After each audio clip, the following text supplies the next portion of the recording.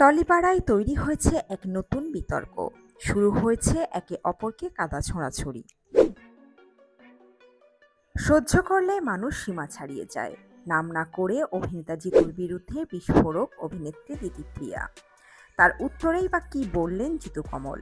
বিস্তারিত থাকছে এই ভিডিওতে। বন্ধুরা, চ্যানেলে নতুন হলে চ্যানেলটি সাবস্ক্রাইব করে রাখতে পারেন ও ভিডিওটি শেয়ার করতে পারেন। অপু আর্যর বেশ কিছু রোমান্টিক ছবি নিয়ে বিগত কয়েকদিন ধরেই নেট ভবনে বিস্তর চর্চা। অবশেষে নীরবতা ভাঙলেন অভিনেত্রী দিতিপ্রিয়া রায়। নাম না করলেও সোশ্যাল মিডিয়া পোস্টে নিশানা করলেন সহ অভিনেতা জিতু কমলকে। তার বিরুদ্ধে বিস্ফোরক অভিযোগ করলেন এবার অভিনেত্রী দিতিপ্রিয়া রায়। চিরদিনই তুমি যে আমার ধারাবাহিকে জিতু কমল দিতিপ্রিয়া রায়ের অসমবয়সী প্রেমের গল্প ইতিমধ্যেই মন ছুঁয়েছে টেলিদর্শকদের। আর সেই সিরিয়ালের প্রচারের স্বার্থেই সম্প্রতি নেপথ্য দৃশ্যের বেশ কিছু ছবি পোস্ট করেছিলেন জিতু কমল। তার সঙ্গে সেই বিবরণীতে মন ছুঁয়ে যাওয়া কিছু বার্তাও ছিল, যদিও সবটাই রসিকতা এবং সিরিয়ালের প্রচারের জন্যই করেছিলেন অভিনেতা। তা নিয়ে অভিনেত্রীকে কটাক্ষ করা শুরু করে নেটিজেনরা। তখনই ময়দানে নেমেছিলেন জিতু। ছবিটি মুছে ফেলার পাশাপাশি তিনি জানিয়েছিলেন অপু অর্থাৎ দিতিপ্রিয়া গোটা ঘটনায় বেজায় বিরক্ত।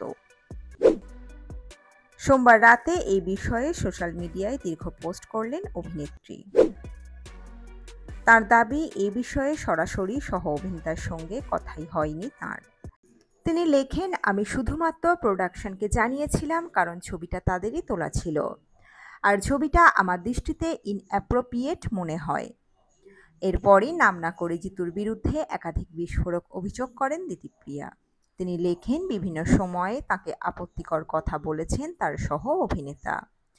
কোনো ইভেন্টে যাবেন না জানানোও তাকে প্রশ্ন করা হয়, তুমি কি প্রেগনেন্ট? গভীর রাতে এআই দিয়ে তৈরি চুম্বনের ছবি পাঠিয়ে তার প্রেমিককে দেখানোর পরামর্শও দেওয়া হয় বলে অভিযোগ। প্রথম দিকে বিষয়টা মজা ভাবলেও একটা সময়ে অস্বস্তি বোধ করতে শুরু করেন দিতিপ্রিয়া।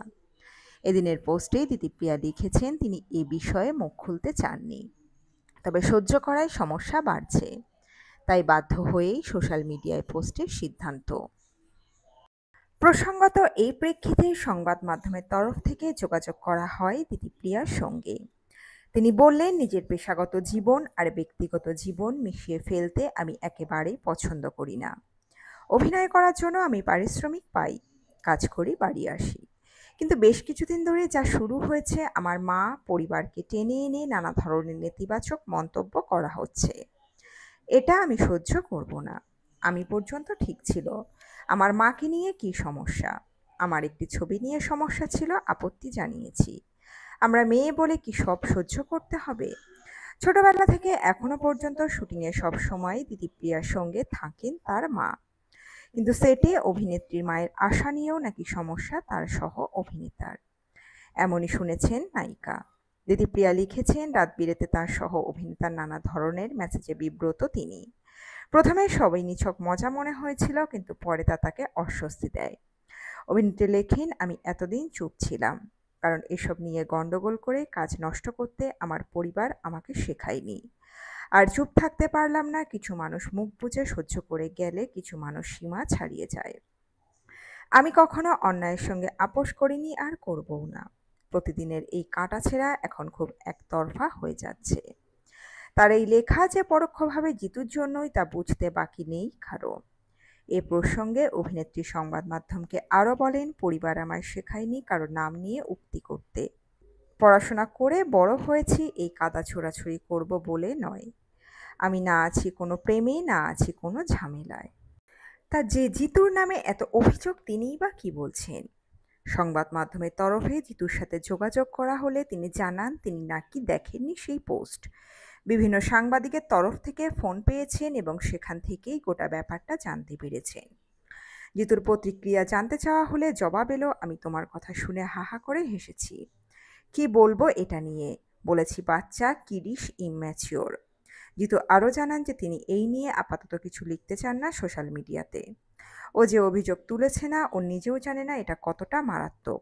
আরও বলেন জিতু, কোনোভাবে কি ইয়ার্কির ভুল অর্থ পৌঁছেছে? প্রশ্নে জিতুর কাছ থেকে জবাব এলো, আমার কাছে তো স্ক্রিনশট আছে, যখন আমি বুঝলাম ইয়ার্কিটা ওই তরফ থেকে হচ্ছে, আমার তরফ থেকে নয়, তখন আমি চুপ করে গেলাম, কথা বলতাম না বেশি। হয় না তুমি আমার সঙ্গে মজা করছো? আমি যেই মজা করলাম সেটা গায়ে মেখে ফেললো, আমি তাই চুপ করে গিয়েছিলাম। ভীষণ ইম্যাচিওর। দিদিপ্রিয়ার পোস্টের পর কি ধারাবাহিকে প্রভাব পড়বে? জিতু বলেন, আমি খুব প্রফেশনাল মানুষ। এই ছোট ছোট জিনিসগুলোকে গায়ে নিলে বড় জিনিস আসলে তো নিতেই পারবো না। খুব ছোট ব্যাপার, সেটে কাজ করতে সমস্যা হবে? জিতু বললেন, না মনে তো হয় না। আমার দিক থেকে কোনো সমস্যা হবে আমার হওয়ার কথাও নয়। দিতিপ্রিয়ার পোস্ট আসার পর প্রযোজনা সংস্থার কারোর সঙ্গে কথা হয়েছে জিতুর? জবাব এলো, হ্যাঁ, ওরা দুঃখিত। আমি বললাম, তোমরা কেন? আমি তো সিরিয়াল করতামই না। আমাকে একটা বলে নিয়ে আসা হয়েছে, ওরা খুব ভালো মানুষ। ওরা নিজেদের সেরাটা দিয়ে চেষ্টা করছে। আমার খুব কাছের ওরা সকলের। এবার অভিনেত্রীর সঙ্গে ব্যক্তিগত কথোপকথন প্রকাশ্যে আনলেন জিতু। পাশাপাশি দিতিপ্রিয়াকে মার্জনা করার আবেদনও জানালেন। দিতিপ্রিয়া অভিযোগ করেছিলেন, জিতু কথা প্রসঙ্গে জিজ্ঞাসা করেছেন অভিনেত্রী অন্তঃসত্ত্বা কিনা। সেই প্রশ্ন সম্বলিত চ্যাটের প্রতিলিপি সমাজ মাধ্যমে তুলে ধরেছেন জিতু। আপাতভাবে সহ অভিনেত্রীকে নিরপরাধ বলে দেখানোর চেষ্টা করলেও জিতু আঙুল তুলেছেন তার দিকেই। অভিনেতার দাবি, ভিকটিম কার্ড খেলাটা আমাদের সমাজে প্রথম নয়, অনেক উদাহরণ আছে। কিন্তু এই মেয়েটির কোনো দোষ নেই, এই মেয়েটি নিরপরাধ। এই মেয়েটিকে পিছন থেকে প্ররোচনা দেওয়া হচ্ছে। যারা দিচ্ছেন তারা কিন্তু বিপদের সময় পাশে দাঁড়াবেন না। তবে শুধু এইটুকুই নয় যে অভিযোগ পাল্টা অভিযোগের ক্ষেত্র চলছে, তার বিরুদ্ধেও সুর চড়িয়েছেন জিতু। তিনি লেখেন, নিজেও হয়তো জানে না যা করেছে সেটা কতটা গভীর। রাখাল যেদিন সত্যি মানুষ খেকো বাঘের মুখে পড়বে সেদিন কিন্তু সেটা কেউ বিশ্বাস করবে না। তবুও ছোট তো, একটু স্নেহ ভালোবাসা দিয়ে মার্জনা করবেন। বন্ধুরা, আপনারা যারা সবটা শুনলেন, আপনাদের মতামত রাখবেন কমেন্ট বক্সে। আপনাদের কি মনে হয়, কে ঠিক কে ভুল সেটিও জানাতে পারেন। জিতু টেনে এনেছেন দিতিপ্রিয়ার ব্যক্তিগত জীবনও। তার রিয়েল লাইফ প্রেমিকের কথাও সমাজ মাধ্যমে তুলেছেন তিনি। তিনি লেখেন, একটু অপরিণত আর নিজের প্রেমিকের জন্য জীবনটুকু পর্যন্ত দিতে পারে। আর প্রেমিক মহাশয়কে বলছি, একে যত্ন করে রাখবেন, প্লিজ হাতছাড়া করবেন না। আপনি রত্ন পেয়েছেন। ব্যক্তিগত পরিসরে তিনি বারে বারেই বলে এসেছেন তিনি বিতর্কে জড়াতে চান না, একেবারেই বিতর্ক পছন্দ করেন না। অভিনয়ের কারণেই শিরোনামে থাকতে ভালোবাসেন তিনি। তবে বর্তমানে তার নামে যে কারণে শিরোনামে সেটা বিতর্ক, বলা যায় চূড়ান্ত বিতর্ক। ছোট পর্দায় দীর্ঘ বিরতির পরে ধারাবাহিকে ফিরেছেন জিতু কমল। তার বিপরীতে অভিনয় করছেন অভিনেত্রী দিতিপ্রিয়া রায়। পর্দায় জিতু আর দিতিপ্রিয়ার রসায়ন জমজমাট হলেও তাদের ব্যক্তিগত জীবনের সম্পর্ক এখন চর্চায়। বেশ কিছুদিন ধরেই তরজা চলছিল যে ফ্লোরে নাকি দিতিপ্রিয়া আর জিতু কথা বলেন না, নিজেদের মতোই থাকেন দুজনে। তাদের দুজনের ব্যক্তিগত সম্পর্ক নাকি ভালোও নয়। তবে প্রথমে এই দাবি নস্যাৎ করেও দিতিপ্রিয়ার প্রশংসা করে একটি পোস্ট করেছিলেন জিতু।